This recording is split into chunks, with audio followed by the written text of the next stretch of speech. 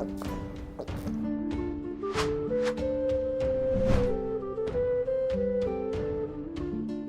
Moin, hallo und herzlich willkommen zu einem neuen Video hier auf meinem Kanal. Heute gibt es hier eine Runde Shakes and Fidget. Heute in dem Video wollte ich euch mal die stärksten Gilden der Welt zeigen, beziehungsweise wie weit diese Gilden in den Raids momentan sind. Welche Gilde ist am weitesten gerade? Momentan gibt es ja 150 Raids, die man bezwingen kann. Die ersten 50 sind eigentlich nur relevant, ja, weil die halt eben Boni für die Gilden gibt. Die danach geben halt nur ein bisschen XP, ist nicht mehr wirklich worth, sag ich mal, aber es ist mehr so ein Prestige bzw. so ein Abzeichen so für die Gilde. Okay, guck mal, wir sind schon hier und hier und hier.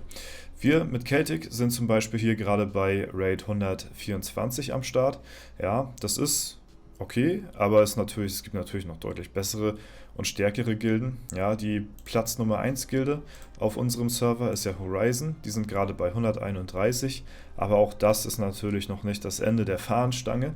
Ja, und da hat der gute Tim mal wieder sich die Mühe gemacht und eine Liste erstellt mit den stärksten Gilden der Welt und wie weit sie momentan in den Raids so sind und auf welchen Servern die spielen.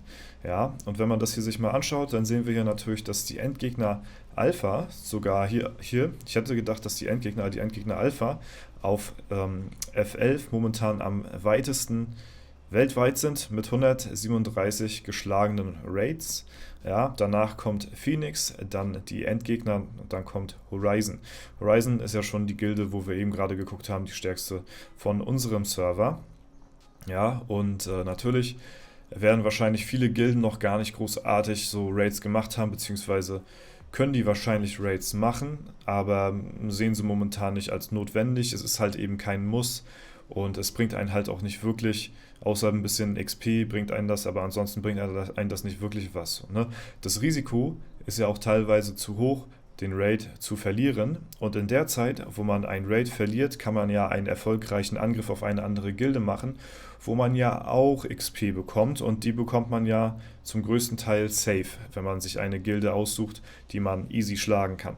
Deswegen, warum sollte man Raids machen, wenn das Risiko besteht, halt eben diesen zu verlieren und halt eben potenzielle XP flöten gehen zu lassen so, und deswegen machen wahrscheinlich auch viele gar nicht so die Raids, beziehungsweise könnten wahrscheinlich viele Gilden weiter oben sein, aber es ist halt eben jetzt so gerade der Status Quo. Ne? Danach haben wir hier Gods of Light, dann haben wir hier eine polnische Gilde hier am Start, dann 2 Tschechen-Server und dann haben wir auch schon hier den Maven-Server mit der portugiesischen Gilde hier. Dann wieder eine polnische Gilde, ja, und dann ein paar internationale Gilden bzw. internationale Server, unter anderem auch Rising Phoenix, wo ja auch mein Battlemage drin ist. Wenn wir da mal raufschauen, ich habe jetzt leider keinen aktuellen Raid gespeichert, den hätte ich euch sonst gerne mal gezeigt. Falls ihr da Interesse habt und wir mal wieder einen Raid machen sollten, dann könnt ihr mir das ja mal in die Kommentare schreiben, ob ihr da Bock drauf habt, den mal auch sich den anzuschauen, wie die nachher so aussehen hier im absoluten Late Game. Ne? Und da sind wir momentan halt eben jetzt auf der 127. Ein paar haben wir gemacht, aber ist jetzt auch schon wieder ein Weilchen her, als wir den letzten Raid gestartet haben mit der Gilde. Genau, dann nochmal Endgegner, Mirror of Time, dann eine ungarische Gilde hier, Crit Happens kommt dann, Rise of Legends, polnischer Server, Ritter der Anduril, ja, die ja früher wirklich die Platz 1 Gilde so neben Phoenix gewesen sind, also die 2 stärksten Gilden. Die Unfassbaren hier, ich glaube, die Unfassbaren könnten auch easy noch mehr Raids schaffen, definitiv, aber haben sie halt eben auch bisher noch nicht so gemacht. Und hier unten reiht sich tatsächlich schon unsere Gilde ein. Also hier sind wir dann mit Celtic am Start und aber neben ganz vielen anderen, die auch momentan 124 Raids geschafft haben. Hier haben wir unter anderem auch Slicer, die auch bei uns auf dem Server spielen, die auch 124 haben. Und wenn die 124 haben, dann haben wir 124 auf jeden Fall. Ich weiß bloß nicht, ob wir dann noch höher kommen. Ist auch schon wieder ein paar Tage her, als wir mit Celtic den letzten Raid gemacht haben. Aber ich denke mal, vielleicht einer oder so sollte noch kein Problem sein. Ja, ich habe halt eben nicht so den Überblick, wie es da aussieht, wie viel stärker dann die Raids nachher so mit der Zeit halt werden, ne? Das weiß ich jetzt nur nicht.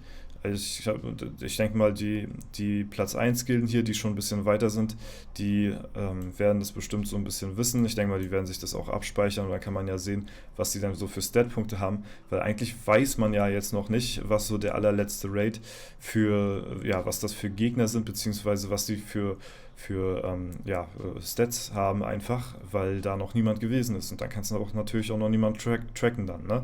Ja, und deswegen weiß man auch nicht teilweise, wie stark dann wirklich die Raids danach dann noch werden, ne?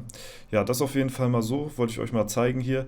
Relativ interessant das Ganze, mal zu beobachten, wie das Ganze so aussieht weltweit, wer so die führenden Gilden sind und wie weit sie tatsächlich jetzt momentan gerade so in den Raids halt so sind, ne? Ja, genau, so sieht das momentan aus.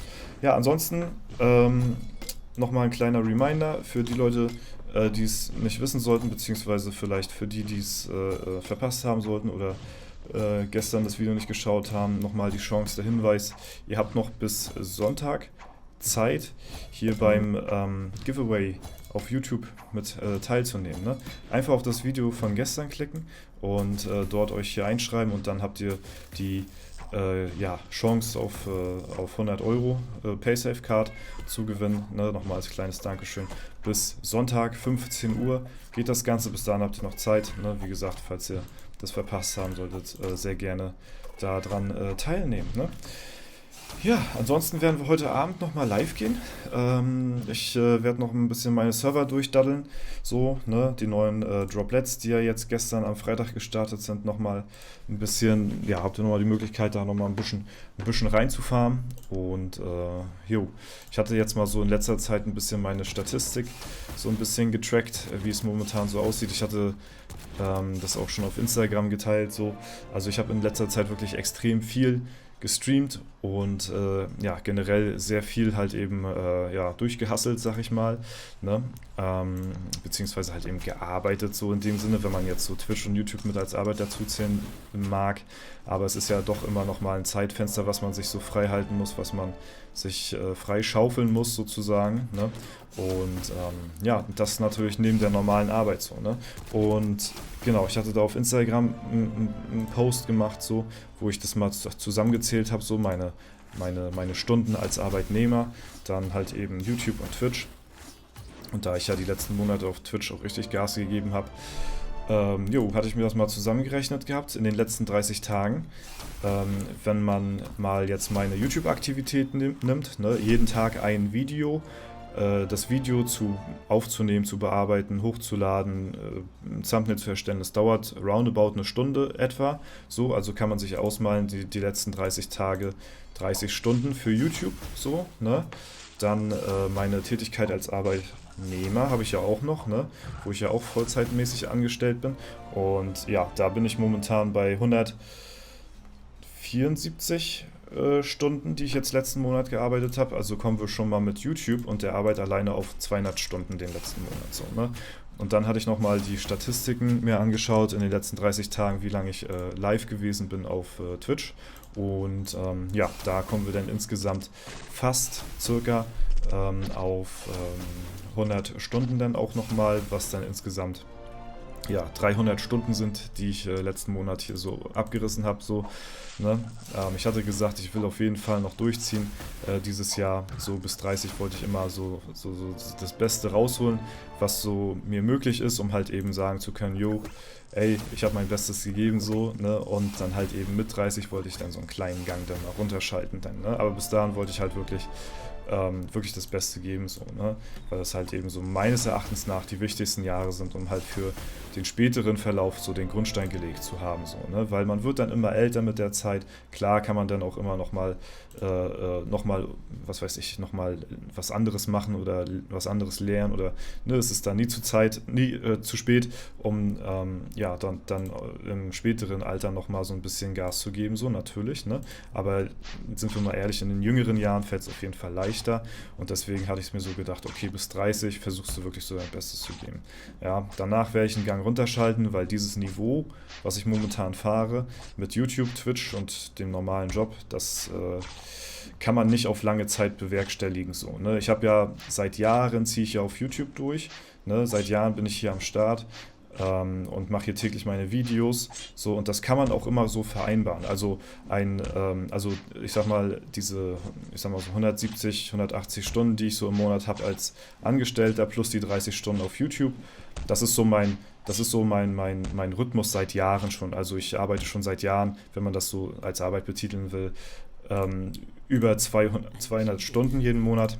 Aber jetzt, seitdem noch Twitch dazugekommen ist es halt jetzt nochmal deutlich mehr geworden, weil das Streaming natürlich auch nochmal viel, viel zeitintensiver ist. Und ja, deswegen kommen halt solche Summen zusammen, dass man halt eben insgesamt zusammengerechnet über 300 Stunden pro Monat halt wirklich dann am Hasseln ist so. Und ja, wie gesagt, ist natürlich kein Niveau, was man so halten sollte, was irgendwie gesund ist oder so. Ja, aber dieses Jahr wollte ich halt einfach nochmal Gas geben, durchziehen, das auf Twitch halt eben auch ernst nehmen und es klappt ja auch sehr gut, seitdem wir jetzt das letzte Jahr da am Start sind und da bin ich auch sehr zufrieden mit und danach dann halt eben, ja, so ein bisschen halt mal einen Gang runterfahren halt, ne? Was nicht bedeutet, dass ihr dann weniger von mir hören oder sehen werdet oder so, wenn ich sage, ich werde einen Gang runterfahren. Im Gegenteil, vielleicht werde ich sogar noch aktiver auf Social Media oder beim Twitch oder, ne, oder so weiter und so weiter und so fort. Also das kann auch genau im Gegenteil sein, aber halt eben einfach arbeitstechnisch halt eben einen Gang runterfahren. Hatte ich ja euch schon vor Jahren mal erzählt, ne, wie da so meine Gedankengänge zu sind. Und deswegen, ja, aber das Jahr ist noch nicht vorbei und ich werde erst Ende des Jahres 30, deswegen wird bis dahin auf jeden Fall noch Gas gegeben und dann wird halt einfach die Zeit dann zeigen, was sie so mit sich bringt auf jeden Fall. Ne? Ja, was hier sich nicht mit sich bringen lässt, ist der Würfelspieler, weil der ist mal wieder komplett Bruch hier. Da haben wir mal wieder gar keinen Erfolg, das ist ja super geil. Ja, aber ansonsten war es das erstmal soweit von mir. Wie gesagt, denkt an das Gewinnspiel, bis morgen habt ihr noch Zeit. Ich wünsche euch noch einen super schönen Tag. Vielleicht hören wir uns heute Abend noch im Livestream und bis dahin alles Gute. Haut rein und bis zum nächsten Mal.